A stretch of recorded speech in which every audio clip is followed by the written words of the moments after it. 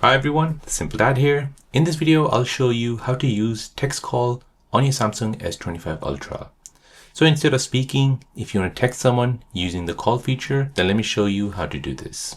So this is really useful when you cannot speak, however the other person can speak, and you can only text. So let me show you how to do this.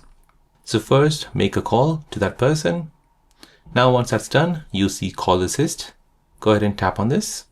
And from here, tap on text call.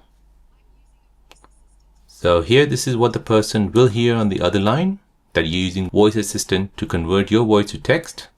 Go ahead and speak, and this will basically turn it into a text for the other person. So as you can see from the other line, this is what your Samsung S25 Ultra is transcribing. And from the bottom here, you can basically answer using text. So there you go, guys. That is how to use text call on your Samsung S25 Ultra. If you're new on the channel and you want to find out more about your iPhone, your Android phone, or any other social media apps, then don't forget to subscribe to this channel to become a part of the Simple Dad community. Hit the like button if you find this video useful.